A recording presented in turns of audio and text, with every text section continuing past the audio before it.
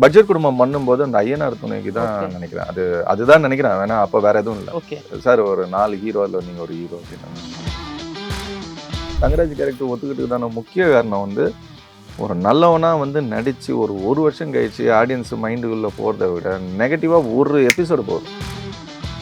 அப்பதான் முதல்ல நடிக்க ஆரம்பிச்சது ஒரு மினி சீரியல். நானு சிவகார்த்திகேயன், ஓகே. நாங்க எல்லாம் அவர் அஜித் மாதிரி, நான் பாக்யராஜ் மாதிரி. ஓகே.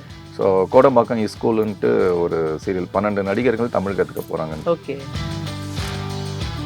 ஒருத்தவங்க ஒரு உயரத்தை நோக்கி போயிட்டு இருக்காங்கன்னா நம்ம அவங்களை டிஸ்டர்ப் பண்ணாத வரைக்கும் நம்மளுக்கு நல்லது. ஓகே. ஏன்னா நம்ம ஃப்ரெண்டு தானே, அப்படியே அந்த பழக்கத்தை நான் என்றைக்குமே ஏற்படுத்திக்கிட்டது கிடையாது. பாக்யராஜ் குழந்தையா நடிக்கிற அந்த ராகவி கேரக்டர், என் பையனா நடிக்கிறவன் வந்து அந்த தரணி கேரக்டர், ஐயோ அவனுங்கெல்லாம் வந்து பெருசான என் வயசுல வரும்போது அவங்கெல்லாம் எப்படி இருப்பானுங்கன்னு தெரியாது. இப்பயே இவ்வளோ நடிப்பில் பின்னுறானுங்க. நம்ம நல்லவன் வந்து இன்னொருத்தர்கிட்ட வந்து ப்ரூவ் பண்ணுறத விட ஒரு பெரிய முட்டாள்தனம் வேறு எதுவுமே கிடையாது. நானாக இருந்துட்டு போகிறேன், என்னை எவ்வளோ அசிங்கம் பற்றிக்கோ அவமானம் பற்றிக்கோ, உன்னை தொட்டால் எனக்கு அசிங்கம். அது ரஜினி சார் சொல்லுவார், நேரம் காலம் சந்தர்ப்பம் சூழ்நிலை இதெல்லாம் ஒன்று சேர்ந்தா அந்த மாதிரி எப்போ எல்லாம் சேர்ந்து நமக்குன்னு வரணும்னு இருக்கோ அப்போ தான் வரும். நம்ம என்ன மெனக்கட்டாலும் முடியாது. ஒருத்தரை கலாய்க்கிறதுக்காக இன்னொருத்தர் போட்டுனே இருக்காதிங்க. ஃப்ளோவில் என்ன இருக்குதோ அது வரைக்கும் போடுங்க. சும்மா எக்ஸ்ட்ரா பண்ணால் நான் என்ன ஒரு எபிசோட் தான் எடுக்க முடியும் ஒரு நாளைக்கு அப்படின்னு. ஸோ அதெல்லாம் நளினி அம்மாலாம் அந்த மாதிரி ஒரு ஆர்டிஸ்ட்டை பார்க்க முடியாது. 120 படம் ஹீரோயினாக பண்ணாலும் டேரக்டர் வந்து அம்மா நீங்கள் வந்து கீழே தவழ்ந்துன்னு வரணும்னா அப்படியே தவழ்ந்துன்னு வருவாங்க. நான் யோசிச்சு பாருங்கள், எம்ஜிஆருக்கு ஜோடியாக பண்ணவங்க, ரஜினி சார் கமல் சாருக்கு ஜோடியாக பண்ணவங்க, இப்போது தனுஷ் வரைக்கும் நடிச்சிட்டாங்க. அப்பேற்பட்ட ஒரு ஹீரோயினோட நான் அவங்களுக்கு மருமகனாக நடிக்கிறது எனக்கு எவ்வளோ பெரிய பாக்கியம். என்ன இது இன்டர்வியூன்னு சொல்லிட்டு ஃபுல் லென்த் எடுத்துட்டீங்க, 1/2 hour தானே. லெஜண்ட் சரவணன் நடிக்கும் லீடர் வெற்றி நடை போடுகிறது உலகமெங்கும். சென்னையில ப்ராப்பர்ட்டிஸ் தேடுறீங்கன்னா findbhk.com போங்க. மேட்சிங் ப்ராப்பர்ட்டிஸை AI உங்களுக்கு சஜஸ்ட் பண்ணும். உங்க சீரியல் நான் பார்க்க ஆரம்பிச்சது இப்போ பர்சனலாக எனக்கு நல்ல ஏதாவது ஒரு கமர்ஷியல் விஷயம் சின்னதாக ஒர்க் ஆகிற மாதிரி இருந்தால் நான் பார்ப்பேன் சீரியல். உங்கள் சீரியல் வந்து நான் பார்க்க ஆரம்பிச்சது ரொம்ப யதார்த்தமாக இருந்துச்சு. இப்போ சில சீரியல் நான் பேர் சொல்ல விரும்பல, டக்குன்னு காமிப்பாங்க ஒரு ஷாக்கான விஷயம் சொன்னால் இவங்க ஒரு 10 செகண்ட் அதிலே போயிடும், இவங்க ஒரு ரியாக்ஷன் தருவாங்க, இவங்க ரியாக்ஷன். ஆனால் உங்கள் இடத்துல அதெல்லாம் இல்லாமல் நல்ல கரெக்டான ஒரு ஃப்ளோவில் போயிட்டு இருக்கு. எல்லாரும் பார்க்கக்கூடிய அந்த விஷயங்கள். இப்போ வந்து இந்த 2 மருமகள் அவங்க வந்து தங்கராஜுங்கிற கேரக்டர் அவங்க 2 பேரும் தான் ஃபேஸ் ஆகும் அப்படின்னு ஒரு கமர்ஷியல் விஷயம் ஒன்று இருக்குல்ல, அது சூப்பராக வந்து இருக்கிறதுனால தான் மக்கள்கிட்டயே அது ஒர்க் ஆகுது. இல்லை கேஸ்டிங் வைஸும் சரி, ரொம்ப எல்லா ஆர்டிஸ்ட்டுமே வந்து அவ்வளோ அழகாக அவங்க கேரக்டர் உணர்ந்து குட்டி குழந்தை மேற்கொண்டு அந்த குழந்தைங்களாம் பாக்யராஜ் குழந்தையா நடிக்கிற அந்த ராகவி கேரக்டர், என் பையனா நடிக்கிறவன் வந்து அந்த தரணி கேரக்டர், ஐயோ அவனுங்கெல்லாம் வந்து பெருசான என் வயசுல வரும்போது அவங்கெல்லாம் எப்படி இருப்பானுங்கன்னு தெரியாது. இப்பயே இவ்வளோ நடிப்பில் பின்னுறானுங்க. அதுவும் அந்த ராகவி கேரக்டர் துருன்னு இருக்கும். ஒரு செகண்ட் இருக்காது, ஏதாவது ஒன்று பண்ணிட்டு இருக்கோம், டக்குன்னு ஷார்ட்னு அப்படியே சைலண்ட் ஆகிட்டு அப்படியே கவனிங்க எல்லாரையும். இந்த வயசுலன்னா அவங்களாம் ஃபியூச்சரில் அவங்க பெரிய ஹீரோயின்ஸாக கூட வரதுக்கு வாய்ப்பு இருக்குது. ஓகே சார், இப்போது அழகிய அழகுலேருந்து லைட்டாக கொஞ்சம் வெளில வருவோம். உங்களுக்கு இந்த நடிப்பு ஆர்வம் அது எங்கேருந்து வந்துச்சு, அதை பற்றி கொஞ்சம் பேசலாமா? எப்படி உள்ள வந்தீங்க? இல்லை ஆக்சுவலாக வந்து சின்ன வயசுலேருந்து மெமிக்ரி பண்ண ஆரம்பித்தேன். அப்போ ரகுரன் சார் வந்து ரொம்ப பயங்கரமாக ரசித்து பார்ப்பேன். இந்த ஊர்காவலன் படம், மனிதன் படம். சரி, அவர் வாய்ஸை மெமிக்ரி பண்ணும்போது மக்கள் மத்தியில் ஹீரோக்கு தான் நம்ம ஆசைப்போம். வில்லன்னா ரொம்ப இது இப்போ தான் வில்லனாக கூட ரசிக்கிறாங்க. அப்போ அந்த 80s பீரியட்லலாம் வந்து சரி வாய்ஸ் லைட்டாக எடுக்கும்போது 90s பீரியட் வரும்போது சரி இவருக்கு வந்து ஆப்போனண்ட்டான ஹீரோ யாரோ அவர் வாய்ஸ் எடுப்போம்னு தான் ரஜினி சார் வாய்ஸ் எடுக்க ஆரம்பித்தேன். அது மாதம் ஆகும்போது சரி ஓகே எல்லா வாய்ஸும் எடுப்போம், இதை நம்ம ஏன் எல்லாத்துலேயும் எனக்கு என்னென்னா எங்கே போனாலும் நம்ம ஷைன் ஆகணும். அது சின்ன வயசுலேருந்து எனக்கு மைண்டில் ஒன்று ஓடிட்டுருக்கு. அப்போல்லாம் இந்த ஃபிகரு இந்த +2 +1 அப்படின்னு எப்படியாவது ஒரு ஃபிகரை கரெக்ட் பண்ணோம், எப்படியாவது அவங்கக்கிட்ட நம்ம ஃப்ரெண்ட் ஆகிடணும். அப்போல்லாம் வந்து ஷேக்கன் குத்தாலே இங்கே கை இங்கே பட்டாம்பூச்சிலாம் சுத்தம் நம்ம அது அந்த மாதிரி பீரியட் அது. ஸோ ரைட் நம்ம எங்கே போனாலும் ஷைன் ஆகணும் அப்படின்ட்டு அப்படியே இருந்துட்டு இருந்தேன். சரி, அதுக்கப்புறம் இப்போதான் இவ்வளோ சேனல்ஸு இவ்வளோ சீரியல்ஸு அப்போல்லாம் வந்து பெருசாக சேனல்ஸ்லாம் கிடையாது. அப்புறம் சரி படிப்பு முடிச்சுட்டு ஏதோ ஒரு வேலைக்கு போவோம், சினிமாவில் சான்ஸ் கிடைக்கும்போது கிடைக்கட்டும், அது வரைக்கும் வீட்டுக்கு ஏதாவது நம்ம செய்யணும் அப்படின்னு பண்ணிகிட்டே இருக்கும்போது திடீர்னு 2005 வந்து ஸ்டான்லி சார் வந்து ஒரு இடத்துல நான் மெமிக்ரி பண்ணுறதை பார்த்து என்னை கூப்பிட்டார். அப்போ நானும் மைம் கோப்பியும் எப்போவுமே ஒன்றா தான் இருப்போம். கூப்பிட்டு இந்த மாதிரி என் படத்தில் ஒரு கேரக்டருக்கு பண்ணுறீங்களா அப்படின்ட்டு. சார் இதில் என்ன சார் இருக்குது பண்ணுறோன்னா, அதுதான் என்னோடய ஃபஸ்ட்டு படம். 2005 ஷூட் பண்ணி 2006 ரிலீஸ் ஆச்சுன்னு நினைக்கிறேன், மெர்க்குரி பூக்கள். அதுக்கப்புறம் படம்லாம் இல்லை. அதுக்கப்புறம் வேலை பார்த்துக்கிட்டே இருந்தேன். திடீர்னு வந்து சேம் இவங்களோட பிரவீன் பென்னட் அவரோட டைரக்ஷனில் தான் 2008 வந்து ஒரு காமெடி சீரியல் ஒன்று பண்ணுறோம், நீங்கள் பண்ணுறீங்களான்னு. சரி ஓகேன்னா அப்போ வேலையை குவிட் பண்ணிவிட்டு ஃபுல்லாக இதுலேயே வாய்ப்பு வருதுன்னும் போது இதில் இறங்கிடுவோம் அப்படின்ட்டு அப்போ தான் முதல்ல நடிக்க ஆரம்பிச்சது. ஒரு மினி சீரியல், நான் சிவகார்த்திகேயன், ஓகே நாங்கள் எல்லாம், அவர் அஜித் மாதிரி, நான் பாக்யராஜ் மாதிரி. ஓகே ஸோ கோடம்பாக்கம் ஸ்கூலுன்ட்டு ஒரு சீரியல், 12 நடிகர்கள் தமிழ் கற்றுக்க போகிறாங்க. ஓகே ஸோ அதில் ஆரம்பிச்சு, அதுக்கு முன்னாடி ஒரு அப்பப்போ ஸ்டேஜ் ஏதாவது, பெர்ஃபார்மன்ஸ்க்கான கண்டென்ட் அந்த மாதிரி. ஆமாம், ஒரு Okay. School setup. அது எவ்ரி வீக் வந்து சாட்டர்டே ஆனால் அது டெலிகாஸ்ட். ஓகே ஓகே ஸோ அதுக்கு முன்னாடிலாம் சேனலில் சின்னதாக ஏதாவது ஒரு காமெடி ஷோஸ் இல்லை மிமிக்ரி ஷோஸ் அந்த மாதிரி பண்ணிட்டு இருந்தா. பட் வேலை ரெகுலராக பார்த்துட்டேன். ஃபுல் டைம் இறங்க ஆரம்பிச்சது வந்து இந்த கோடம்பாக்கம் ஸ்கூல் விஜய் டிவியில் பண்ணும்போது தான். ஓகே ஸோ அதுக்கப்புறமா வந்து அது முடிஞ்ச உடனே சன்னில் வந்து சூப்பர் 10 ஒரு இது. ஓகே ஸோ ஒரு மிமிக்ரி பேஸ்டாகவே வந்து ஒரு வாரமோ ஒரு படத்தை ஸ்கூப் பண்ணுறது. ஓகே ஃபஸ்ட்டு 2010 மெகா சீரியல் முந்தானை முடிச்சுட்டு அதில் ஒரு ஆன்டி ஹீரோவாக கேட்டாங்க, கருப்பாக இருக்கணும் பையன் அப்படின்னு. சரி, நம்ம உச்சி போட்ட பையன் தானே, அப்படியே ஒரு கறி கட்ட மாதிரி இருப்போம். ஸோ போனோடனே ஓகேன்ட்டாங்க. ஓகே அதை பார்த்தோன்னே அப்படி ஆரம்பிச்சது, அப்படியே ப்ரொஃபஷனாகவே டோட்டலாக பண்ண ஆரம்பிச்சது. ஓகே நடிகன் ஆகணும்னு ஆசை, பட் எப்போ வருதோ அப்போ பார்த்துக்கலாம். அது வரைக்கும் வீட்டுக்கு ஏதாவது உழைச்சிட்டு இருப்போம் அப்படின்னு இருந்தேன். ஓகே அதையும் நம்ம விட்டுறக்கூடாது ஃபினான்ஷியலாக. சார் அப்புறம் இன்னொரு விஷயம், சிவகார்த்திகேயன் சார் பற்றி சொன்னதுனால கேட்குறேன். இப்போ அவருடைய growth பார்க்குறப்போ உங்களுக்கு செம்ம growth. அது அவரோட டேலண்ட்டு தான். ஓகே நான் வளர்த்தேன், இவங்க வளர்த்தேன் அப்படின்றதுல என்னதான் வளர்த்து விட்டாலும் எல்லாருமே வளர்ந்துட முடியாது. கண்டிப்பா சிவகார்த்திகேயன் கிட்ட ஒரு டேலண்ட் இருந்தது, அவர் இந்த growthக்கு வந்தார். அது எப்படி இன்னும் இன்க்ரீஸ் பண்ணிகிட்டே இருக்கணும் அப்படின்றது தான் விஷயம். அது அழகாக பண்ணிட்டு இருக்காரு. அதன் பிறகு இப்போ நீங்க சீரியல் பண்ணிட்டு இருக்கீங்க. அது இப்போ ஏதாவது பேச்சுவார்த்தை ஏதாவது நீங்க சிவகார்த்திகேயனோட சும்மா? இல்லை. ஓகே ஒருத்தவங்க ஒரு உயரத்தை நோக்கி போயிட்டு இருக்காங்கன்னா நம்ம அவங்கள டிஸ்டர்ப் பண்ணாத வரைக்கும் நம்மளுக்கு நல்லது. ஓகே ஏன்னா நம்ம ஃப்ரெண்டு தானே, அப்படியே அந்த பழக்கத்தை நான் என்றைக்குமே ஏற்படுத்திக்கிட்டது கிடையாது. இல்ல பேசுறாரான்னு கேக்குறேன். ஏதாவது ஒரு இல்லை ஒன்றும் நாங்கள் பெருசாக பேசிக்கிட்டது கிடையாது. அப்போவே வந்து ரொம்ப பேசிக்க மாட்டோம். வந்தா அண்ணா என்னண்ணா எப்படி இருக்கா, சிவா எப்படி இருக்கீங்க சிவா அப்படின்ட்டு அப்படி கேட்டு. அவருக்கு நீங்க சீனியர் அப்போ இல்ல? ஆமா. ஓகே அதனால அப்படியே பேசிட்டு அப்படியே விட்டுருவோம். ரொம்ப நம்ம போயிட்டோன்னா நல்லா இருக்காது. அது அவர் ஆட்டம் அவர் போயிட்டு இருக்கட்டும், நம்ம ஆட்டம் நம்ம வழியில் போயிட்டோம். அப்புறம் இன்னொரு கொஸ்டின், நீங்க நிறைய இடத்துல வந்து எனக்கு தனுஷோட பெர்ஃபார்மன்ஸ் ரொம்ப பிடிக்கும், அவருக்கு நான் வந்து வில்லனா பண்ணணும் ஆமா, அப்படிங்கிற மாதிரி நான் நிறைய இன்டர்வியூல சொல்லியிருக்கேன். அதுக்கு என்ன அர்த்தம்? ஏன் தனுஷ் ஸ்பெசிஃபிக்கா? தனுஷ் வந்து ஒரு சூப்பர் பர்ஃபார்மர். ஓகே அவரை மாதிரி ஒரு பர்ஃபார்மர் பார்க்க முடியாது. என்னை பொறுத்த வரைக்கும் இப்போ கமல் சார் எப்படி ஒரு பர்ஃபார்மர் அப்படின்றீங்களோ, ரஜினி சார் ஸ்டைல், பட் பர்ஃபார்மர்னு பார்த்தீங்கன்னா கமல் சார் அப்படின்னும். எம்ஜிஆர் சார் வந்து அவரோட ஸ்டைலு, பட் நடிகர் திலகம்னா சிவாஜி சார். ஓகே அந்த மாதிரி தனுஷ் அவர் வந்து செம்ம இயல்பாக பண்ணுவார். ஓகே எனக்கு அவர் பண்ணுற ஒரு சின்ன விஷயங்கள் கூட ரொம்ப பிடிக்கும். அதனால தான் எனக்கு தனுஷ்க்கு அவருக்கு வந்து வில்லனா பண்ணணும்னு ரொம்ப ஆசை. அது எப்போ நடக்குதுன்னு தெரியாது, பட் நடக்கும்போது நடக்கட்டும். மேலே இருக்கிற ஒரு கருணை பண்ணாருன்னா, ஐ மீன் கடவுள் அருள் புரிஞ்சானா நம்ம தனுஷ்க்கு வில்லனா பண்ணணும்ட்டு ஆசை. ஓகே இப்போ நீங்க நிறைய மிமிக்ரிஸ்லாம் பண்ணி இப்போ ஒரு லெவலுக்கு வந்திருக்கீங்க. மிமிக்ரி பண்ணி சீரியல் பண்ணி ஒரு லெவலுக்கு இருக்கீங்க. இந்த இடத்துக்கு வரத்துக்கு நீங்க எவ்வளவு ஸ்ட்ரகிள்ஸ் ஃபேஸ் பண்ணீங்க? நிறைய நான் என்ன சொல்கிறது, ஒரு குறிப்பிட்ட காலகட்டத்தில் எல்லாருக்குமே வந்து கஷ்டத்தில் வாழ்க்கை, எனக்கு வாழ்க்கையாக கஷ்டம்லாம் சொல்லுவாங்க. ஆனால் அதே மாதிரி தான் எனக்கும் ஓகே நிறைய ஸ்ட்ரகிள்ஸு, ஏகப்பட்ட விஷயம். சில பேர் வந்து அவமானப்படுத்துவாங்க, சில பேர் வந்து நம்மளை அசிங்கப்படுத்துவாங்க.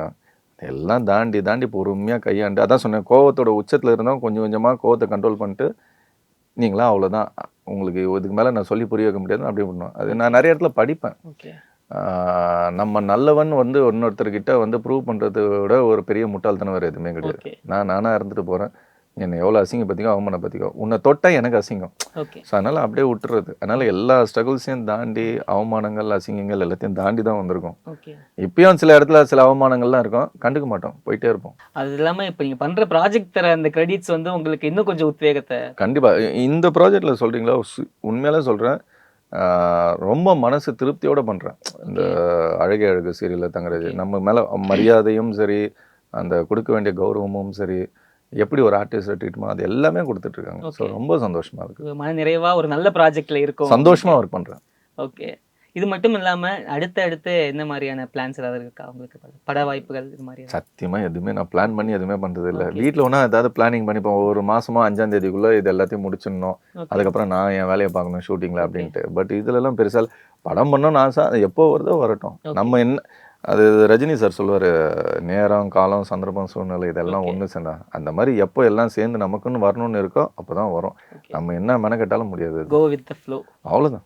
ஓகே சார், அது மட்டும் இல்லாமல் இன்னொரு விஷயம் உங்கள்கிட்ட கேட்கணும். சொல்லுங்கள். சின்ன பாப்பா பெரிய பாப்பா சீரியல் பண்ணீங்க, அதோடைய எக்ஸ்பீரியன்ஸ் எப்படி இருந்துச்சு? ஏன்னா ஒரு பெரிய நல்ல ஒரு சீரியல் அது, ஒரு காமெடிக்குன்னா ரொம்ப ஒரு நான் பல வருஷம் கழிச்சு, அதாவது இப்போ எப்படி அழகே அழகு குடும்பத்தில் சந்தோஷமாக இருந்தனோ அதை விட அதிகமா சந்தோஷமா சின்ன பாப்பா பெரிய அந்த பாப்பா சீரியல் மூலியமா நிறைய பேருக்கு லைஃப் கிடைச்சிருக்கு.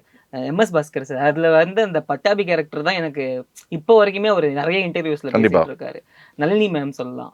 நிறைய பேர் அதில் நடிச்ச சில பேர் வந்து இப்போ சில அசம்பாவிதங்கள்லாம் அது நடந்துருச்சு. சித்ரா மேம் அவங்கள ஐடென்டிஃபை பண்ணுற பாண்டியன் ஸ்டோர்ஸ்க்கு முன்னாடி வந்து அவங்களுக்கும் சின்ன பாப்பா பெரிய பாப்பா. உங்களுக்கு எப்படி அந்த சீரியல்? இல்லை என்ன ஐடென்டிஃபை பண்ணுறது இப்போ தங்கச்சி பசங்களே வந்து மாமா நான் பார்த்தேன் மாமா அப்படின்னா, ஏய் அது முடிஞ்ச 10 வருஷம் ஆகுது அப்படின்னா, நான் இப்பயும் யூடியூப்ல பார்த்துட்டு இருக்கேனே அப்படின்னு. நிறைய பேர் எனக்கு என்னன்னா எனக்கு அதில் லைஃப் கிடைச்சிது அப்படின்றத விட எனக்கு ஏன் அது ஒரு மறக்க முடியாத ஒரு சீரியல் அப்படின்னா, எனக்கு ஒரு நல்ல குடும்பம் கிடைச்சிது. ஓகே. நளினி அம்மாலாம் வந்து எனக்கு இந்த 10 வருஷத்துல வந்து அவங்க மிஞ்சி மிஞ்சி போனால் ஒரு 4 தடவை தான் என் பேர் சொல்லி ஓகே குறிஞ்சி மகனே அப்படின்வாங்க. ஓகே 10 வருஷத்துல 4 தடவை தான் பேர் சொல்லியிருப்பாங்க. அது காரணம் என்ன, சுற்றி எல்லாரும் இருப்பாங்க, எல்லாரையும் அவங்க வந்து பேர் சொல்லி கூப்பிட்டு மகனேன்னுவாங்க. ஆனால் என்னை எப்பவும் என்னை மட்டும் வந்து மகனே மகனே தான் கூப்பிடுவாங்க, பேர் சொல்ல மாட்டாங்க. ஓகே. ஸோ எல்லாரும் இருக்கும்போது கூப்பிடும்போது மட்டும்தான் அந்த குறிஞ்சி மகனேன். அப்படிப்பட்ட ஒரு நல்ல அம்மா கிடைச்சிருக்காங்க, ஒரு நல்ல தோழி மதுமிதா, அவங்க ஜாங்கிரி. நாங்கள் ஆரம்ப காலத்தில் நான் சன் டிவியில் நடிக்கும்போது அவங்க என் கூட பர்ஃபார்ம் பண்ணாங்க ஹீரோயினா. அதுக்கப்புறமா தான் அவங்க படத்தில் இருந்தாங்க. அப்புறம் சித்ரா, அதுக்கப்புறம் வெற்றின்னு ஒரு ஆர்டிஸ்ட், அதுக்கப்புறம் சிவகுமார். இது எல்லாத்துக்கும் மேலே டைரக்டர் எஸ்என் சக்திவேல் சார். அவர் ஒரு 6 மாதம் முன்னாடி இறந்துட்டாரு. பட்ஜெட் குடும்பம் அவர் தான் டைரக்டர். ஸோ அப்படி ஒரு நல்ல குடும்பம். அது என்டர்டெயின்மெண்ட்டாக இருக்கும். அது சீரியல் மாதிரி அந்த அந்த சீரியஸ்னஸ்லாம் இருக்காது. மதுமிதா ஒரு டைலாக் போட்டாங்கன்னா நான் ஒரு டைலாக் போடுவேன், சிவா ஒருத்தர் ஒரு டைலாக் போடுவார், போயிட்டே இருக்கும். டைரக்டர் கத்துறேன் ஒருத்தரை கலாய்க்கிறதுக்காக இன்னொருத்தர் போட்டுனே இருக்காதிங்க, ஃப்ளோவில் என்ன இருக்குதோ அது வரைக்கும் போடுங்க, சும்மா எக்ஸ்ட்ரா பண்ணால் நான் என்ன ஒரு எபிசோட் தான் எடுக்க முடியும் ஒரு நாளைக்கு அப்படின்னு. ஸோ அதெல்லாம் அங்கே தான் இருக்கும். நளினி அம்மாலாம் அந்த மாதிரி ஒரு ஆர்டிஸ்ட்டை பார்க்க முடியாது. 120 படம் ஹீரோயினாக பண்ணாலும் டேரக்டர் வந்து அம்மா நீங்கள் வந்து கீழே தவழ்ந்துன்னு வரணும்னா அப்படியே தவழ்ந்துன்னு வருவாங்க. அந்த டெடிகேஷன் பயங்கரங்க. அவங்கள மாதிரி கிரவுண்ட் எடுத்து. அதே மாதிரி லதாம்மா அபிர்னானம் அவங்களும் 10 மணின்னா 10 மணி ஷார்ப்பாக இருப்பாங்க. அதே மாதிரி இப்போ சில நான் பார்த்துருக்கேன், சில ஹீரோயின்ஸோ சில லேடி ஆர்டிஸ்டோ ட்ரெஸ் மாற்ற போனாங்கன்னா 1/4 மணி நேரம் ஆகும். நளினி அம்மா லதாம்மாலாம் வந்து நான் ஃபர்ஸ்ட் ஃப்ளோரில் போயிட்டு ஷர்ட்டை மட்டும்தான் மாற்றுவேன். இந்த ஷர்ட்டை கட்டி போட்டு இருக்கிற ஷர்ட்டை போட்டுன்னு வரப்போறேன். அங்கே போட்டுன்னு வரத்துக்குள்ள புடவை மாற்றிட்டு வந்து வெளியே உட்காந்துருப்பாங்க. இதெல்லாம் நிறைய பேர் சொல்லுவாங்க சார். இந்த பதம் எனக்கு ஆச்சரியமா இருக்கும்மா, என்னம்மா இப்போதான் மேலே போயிட்டு வரேன், அதுக்குள்ள என்னடா மகனே ஒரு புடவை சுத்தத்துக்கு எவ்வளோ நேரம்டா, போ உன் பொண்டாட்டி கேரக்டர் கூப்பிடு சுற்றி நேர்ப்பாவா அப்படின்வாங்க. நார்மலாக நிறைய பேர் சொல்லுவாங்கல்ல சார், இந்த ஆம்பளை ரெடி ஆகிறதுக்கு இவ்வளோ நேரம், பெண்கள் ரெடி ஆகிறதுக்கு. அது வந்து இப்போ எப்படின்னா அவங்க ஆர்டிஸ்ட்னா நல்லா ரெடி ஆகணும்ல. இல்லை அவங்க எல்லாருமே வந்து 80s ஆர்டிஸ்ட் ஹீரோயின்ஸ். லதாம்மாலாம் வந்து 60s ஹீரோயின்ஸ். அவங்களுக்கு அந்த டெடிகேஷன் அப்படி இருக்குங்க. டைமிங்னா அந்த டைமிங் பங்க்சுவாலிட்டி மெயின்டைன் பண்ணலன்னா அப்புறம் எதுக்கு நீ இந்த தொழிலுக்கு வர அப்படின்வாங்க. சரி நிறைய விஷயங்கள் அந்த மாதிரி சீனியர் ஆர்டிஸ்ட் கிட்டலாம் நாங்கள் நான் யோசிச்சு பாருங்க, எம்ஜிஆருக்கு ஜோடியாக பண்ணவங்க, ரஜினி சார் கமல் சாருக்கு ஜோடியாக பண்ணவங்க, இப்போ தனுஷ் வரைக்கும் நடிச்சிட்டாங்க. அப்பேற்பட்ட ஒரு ஹீரோயினோட நான் அவங்களுக்கு மருமகனாக நடிக்கிறது எனக்கு எவ்வளோ பெரிய பாக்கியம். அதே மாதிரி நளினி அம்மா நடிக்காத ஹீரோஸே கிடையாது, அவங்க கூட நடிக்கிறது. ரம்யா கிருஷ்ணன் அவங்க கூட நான் நடிச்சிருக்கேன், அவங்க பிரதரா. நான்லாம் ஒரு காலத்துல ரம்யா கிருஷ்ணன் மேடம் படையப்பா வரும்போதெல்லாம் அப்படி பார்த்து சொல்லி விட்டுன்னு இருந்தேன். கடைசியில பார்த்தா நானே கூட பிறந்தோன்னா நடிக்கும்போது மேம் உங்களெல்லாம் பார்த்து நான் அவ்வளோ ரசிச்சேன் படையப்பால. அடுத்த இதுல வந்து 10 வருஷம் கழிச்சு உங்க கூட நான் நடிப்பேனான்னு எதிர்பார்க்கல அப்படின்னு. அது உண்மையில அதெல்லாம் பிளெஸிங்ஸ், காட் பிளெஸிங்ஸ் தான். அது மட்டும் இல்லாமல் இப்போ நளினி மேம் வந்து இது யூத்தில் ஒரு ரோல் பண்ணி அது எப்படி பார்த்தீங்களா? அல்டிமேட். அவங்க எனக்கு அம்மாவை பொறுத்த வரைக்கும் நான் எதுவுமே பேச மாட்டேன். அவங்க எது பண்ணாலும் ஃபுல் டெடிகேட்டடாக பண்ணுவாங்க. அதே மாதிரி சின்ன பாப்பா செட்லலாம் வந்து காலங்காத்தால எனக்கு வெண்பொங்கல் செஞ்சு 7 மணிக்கு 7:30க்கெல்லாம் ஸ்பாட்டில் இருக்கணும். அதுலேயே அவங்க 4 மணிக்கு எழுந்திருவாங்க. நைட்லாம் 7-8க்கெல்லாம் தூங்கிடுவாங்க. இப்போ எவ்வளோ நேரம் தூங்குறான்னு தெரியல. ஏன்னா இப்போ ஷூட் முடிச்சுட்டு லேட்டாக தான் வரும். 6 மணிக்கு மேலே ஷூட்டில் இருக்க மாட்டேன்றாங்க. இப்போ சில டேரக்டர்ஸ் ரொம்ப ஃப்ரெண்ட்லியாக அவங்களுக்கு சரி அவங்கள வளர்த்துடணும், சில பேருக்கு வந்து ஃப்ரெண்ட்லியாக இருக்கிறதுனால அவங்களுக்கு ஒரு 8 மணி வரைக்கும் டைம் இருக்கும்.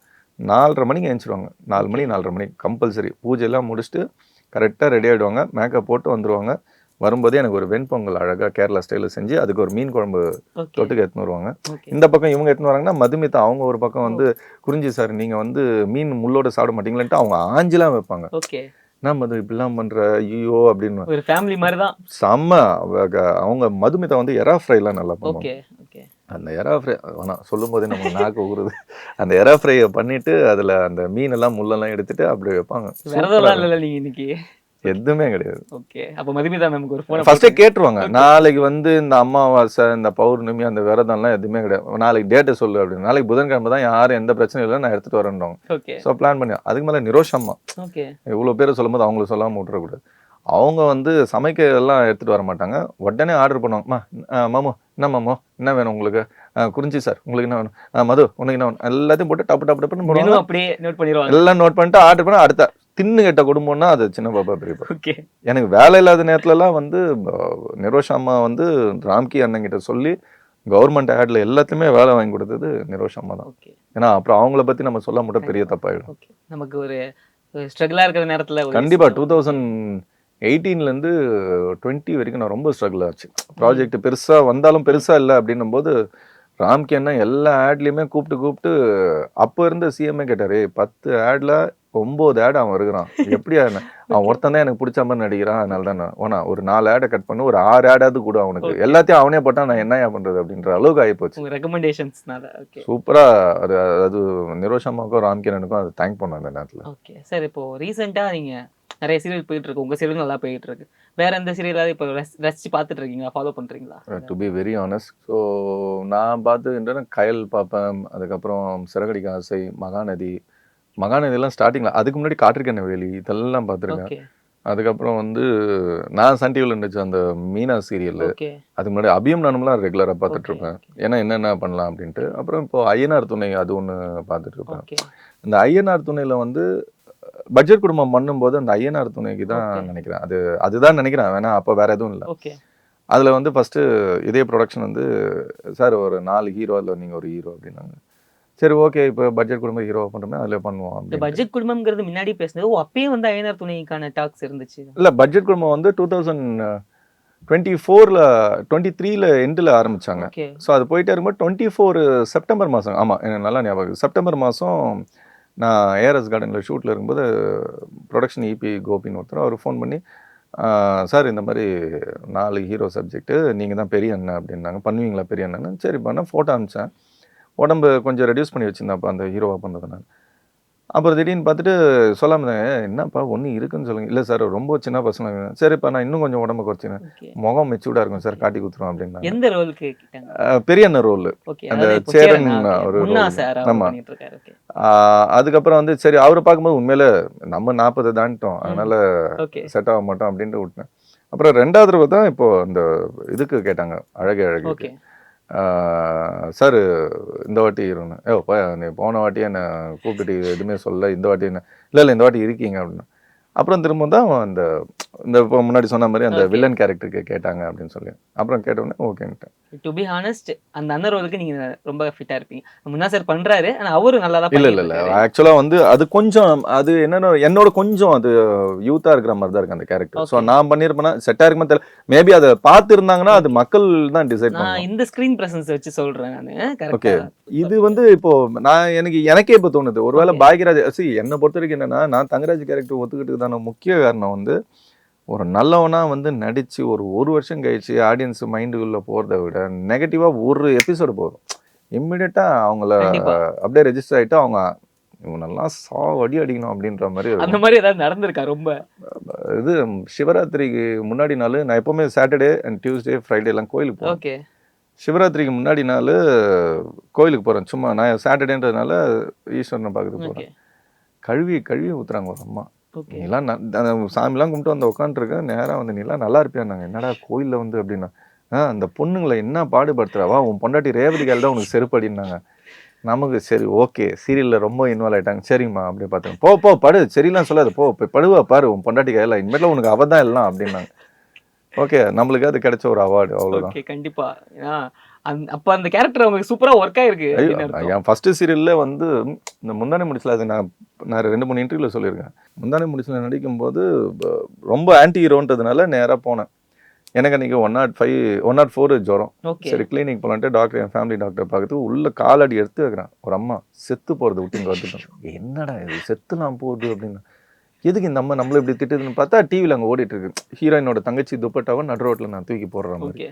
உடனே அந்த அம்மா திட்டு, ஷோ அம்மா அப்படின்ட்டு நம்ம அப்படியே சரி இதெல்லாம் அப்படின்னா நம்பியார்லாம் எவ்வளோ திட்டு வாங்கியிருப்பாரு எம்ஜிஆரை அடிக்கிற மாதிரி போகும்போதுலாம். ஸோ இது நம்மளுக்கு ஒரு அவார்டு, அவ்வளோதான், முடிஞ்சு போச்சு. சூப்பராக அந்த கேரக்டர் நீங்கள் பண்ணியிருக்கீங்க. அப்போனா அது எல்லாரும் சேர்ந்த ஒரு கலக்கு தான், கூட இருக்கிற கோஆர்டிஸ்ட் எல்லாருமே சப்போர்ட் பண்ணுறதுனால தான் அந்த மாதிரி, இல்லைன்னா நம்ம பண்ணிட முடியாது. ரொம்ப நன்றி சார். நான் கேட்டதுனால ஒரு டைம் ஒதுக்கி உங்கள் பிஸி ஸ்கெடியூலில் எங்களுக்கு இன்டர்வியூ கொடுத்ததுக்கு ரொம்ப தேங்க்ஸ்.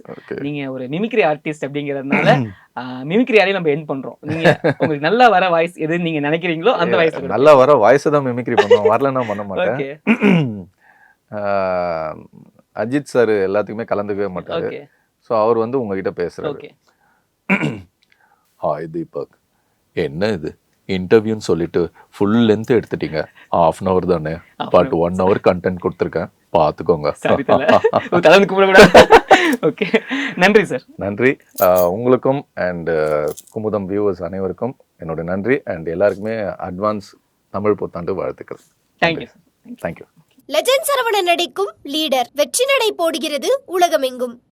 சென்னையில ப்ராப்பர்ட்டிஸ் தேடுறீங்கன்னா findbhk.com போங்க. மேட்சிங் ப்ராப்பர்ட்டிஸ AI உங்களுக்கு சஜஸ்ட் பண்ணும். மக்களின் நாடித் துடிப்பை உணர்ந்த செய்தி தொகுப்புகள், அரசியல் களத்தை உற்றுநோக்கும் கோணங்கள். உங்கள் குமுதம் நியூஸ் 24/7 லிங்க் டிஸ்கிரிப்ஷனில்.